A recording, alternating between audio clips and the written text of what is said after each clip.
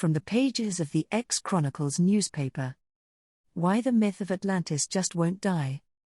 The lack of evidence for its existence hasn't stopped people from hunting for it, or insisting that archaeologists are involved in a cover-up.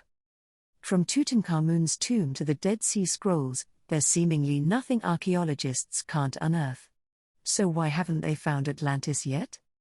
It's a question regularly fielded by real-life archaeologists like David S.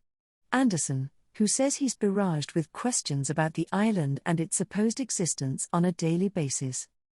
It's far more common for people to ask me about pseudo-archaeology than regular archaeology, says Anderson, an assistant professor at Radford University who specializes in the Maya and Mesoamerican archaeology. For Anderson and his ilk, the answer is always the same: we'll never find Atlantis because it's entirely fictitious. But that hasn't stopped the supposed existence of the lost island, or continent, from sparking the public's imagination, and leaving more than 1,000 years of speculation and conspiracy theories in its watery wake. Inventing Atlantis. Atlantis is the stuff of modern fare-like Journey to the Center of the Earth and the recent Netflix series Ancient Apocalypse.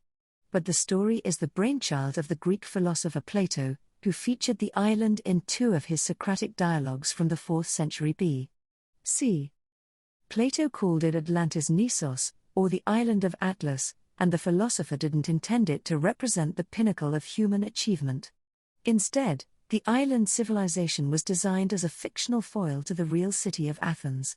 In Plato's dialogues, Atlantis is presented as a sophisticated state that fell after its hubristic leaders attempted to invade Greece. In retribution for its people's hunger for power, said Plato, Atlantis was punished by the gods, who unleashed natural disasters that caused it to sink into the sea, annihilating what remained of its power. Plato is a liar, says Flint Dibble, an archaeologist and Marie Skłodowska-Curie research fellow at Cardiff University. He never claims to be writing history. But though Plato's dialogues include plenty of clues that the city was imaginary, including the dialogue's characters' own insistence that the story was hearsay at best, the idea of Atlantis has fueled imaginations ever since, along with claims it was a real place whose remains contain proof of a lost, superior civilization. Atlantis resurfaces. Hundreds of years after Plato's death, the Atlantis story began resurfacing first in the writings of Christian and Jewish philosophers, then in speculative works by the likes of Sir Francis Bacon, whose novel The New Atlantis was published posthumously in 1626. In the book, Atlantis is a utopian society on a remote Pacific island whose inhabitants are learned, humane, and deeply Christian. At the time, Europeans were grappling with a sea change in their vision of the world, one that was expanding dramatically with increasing contact between Europeans and indigenous people throughout the Americas and Pacific during the Age of Exploration. The Western world was desperate to try and understand how there could be new continents with people in them, where they came from, and how they fit into biblical or classical history, says Anderson, who will explore Atlantis' appeal in his upcoming book Weirding Archaeology. Rather than acknowledging that indigenous peoples could have advanced civilizations of their own, Anderson notes, Europeans used the story of Atlantis as a possible explanation for the structures and societies they found in the Americas. Among them was Charles de Bourbourg, a French priest who collected Mesoamerican texts and connected Maya civilization to a real-life Atlantis. De Bourbourg's writing went on to inspire Augustus Le Plongeon, a British-American archaeologist who attempted to find Atlantis in Yucatan in the late 19th century. He was followed by Ignatius Donnelly, an American author and politician whose 1882 book Atlantis, The Antediluvian World presented a unified theory of Atlantis as a lost continent that had been destroyed by the same great flood depicted in the Hebrew Bible, and whose technologically advanced, superhuman inhabitants had supposedly gone on to birth modern civilizations worldwide. He uses the Atlantis story to try to explain all of history, says Dibble, and modern depictions of Atlantis almost all echo Donnelly's sensationalistic theory. A lost utopia? Acolytes of these past Atlantis theorists have looked for the lost island in the Mediterranean, the Pacific, the Atlantic, even Scandinavia. But Atlantis seekers could have saved some time, Dibble suggests, if they started, and ended, their search in Athens itself.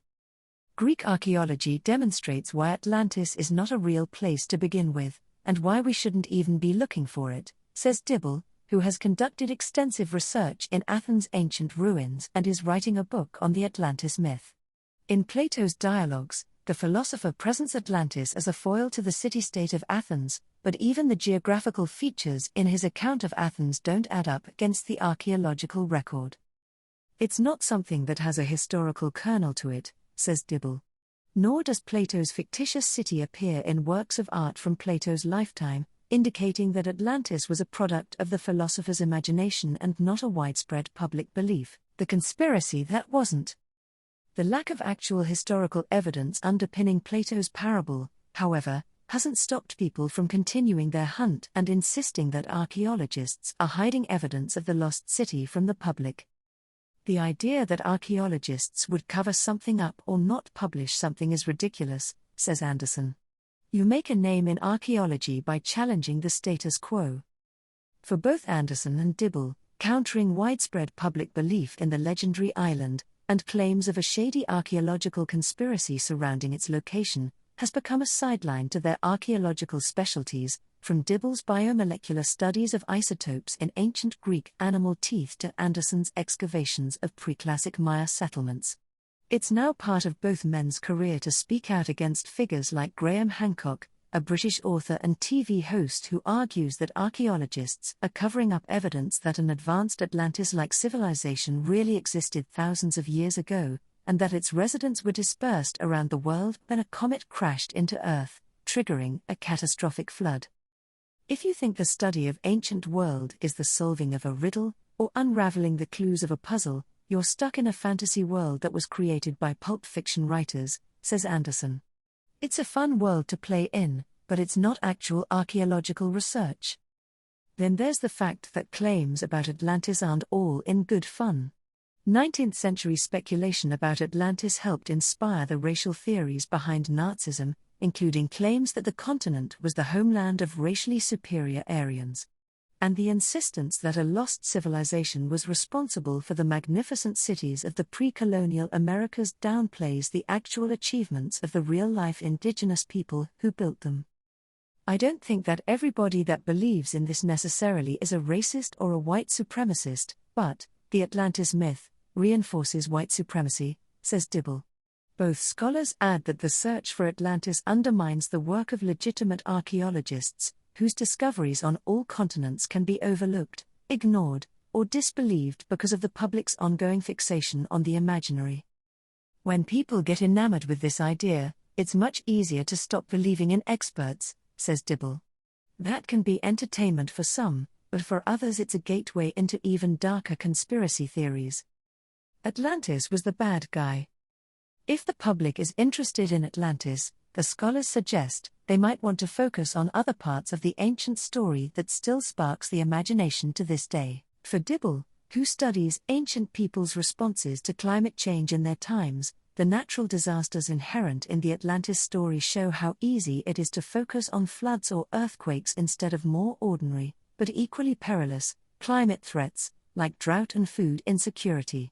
And for Anderson, it's worth looking at the story Plato was really trying to tell, instead of wasting time searching for an island that only existed to prove a philosophical point. According to Plato, Atlantis was trying to destroy civilization, says Anderson. Atlantis was the bad guy in Plato's story.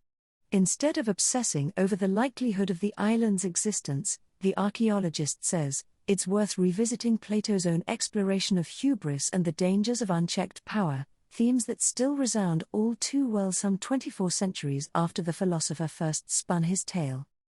For more stories from the pages of the X Chronicles newspaper, visit www.xchronicles.net.